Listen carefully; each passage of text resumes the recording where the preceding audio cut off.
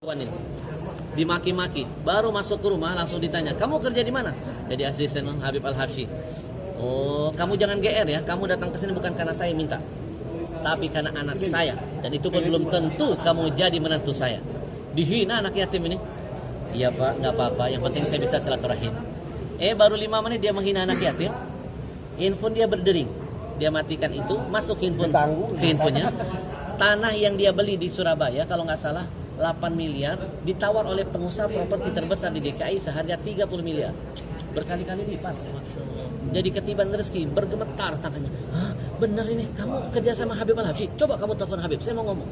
Ya dia asisten saya, pasti dia bisa hubungi saya. Dia telepon, Beb ada yang mau bicara. Nangis-nangis pengusaha itu, Beb maaf saya udah kasar sama anak buah Habib, Beb. Anak ini bawa berkah, Beb. Saya bilang gimana gak berkah? Pertama anak yatim, kedua anak berbakti sama orang tua. Bukti orang yang berbakti sama orang tua itu dekat dengan keberkahan. Masih ingat kisah Umar bin Khattab? Nabi nyuruh Umar. Umar itu statusnya sahabat loh. Disuruh Nabi minta doa kepada orang yang di bawah levelnya Umar, namanya tabi'in. Umar, kalau kamu nanti ketemu lelaki yang namanya Uwais Al-Qarni, kamu minta doanya.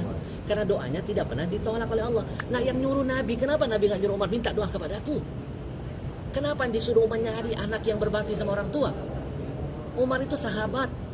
Salah satu sahabat yang Allah takdirkan jasadnya bisa mendampingi jasad Nabi dimakamkan di Madinah, nggak sembarang loh, nggak sembarang. Kurang mulia apa Umar? Setan lihat Umar aja takut. Nggak kayak kita, setan lihat kita gendong. Bayangin, disuruh minta sama orang yang namanya Uwais Al-Qarni, padahal tabi'in, bukan sahabat.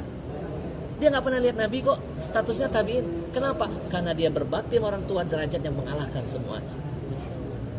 Bayangin, saya bilang yang kamu hina itu anak yang berbakti sama orang tua. Kamu tahu setiap bulan dia bagi gajinya untuk orang tua. Menangis tuh orang itu minta maaf sama saya. Ustaz kalau begitu segera kita nikahkan.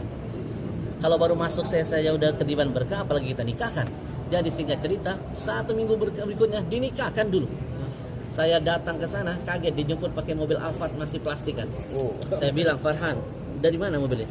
Dari hadiah mertua. Hebat kamu, saya aja belum punya. Sampai ke sana saya dikasih lihat sama mertuanya rumah harga 8 miliar. Ini rumah buat Farhan. Hebat kamu ya. Saya aja rumah saya belum kelar. Dan terakhir dari mulut mertuanya, Farhan dikasih bisnis jadi direktur properti perumahan.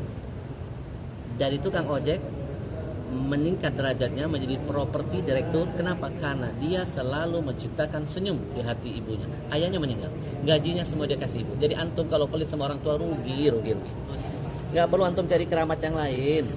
Cukup keramat hidup orang tua, berkah. Makasih Ustaz.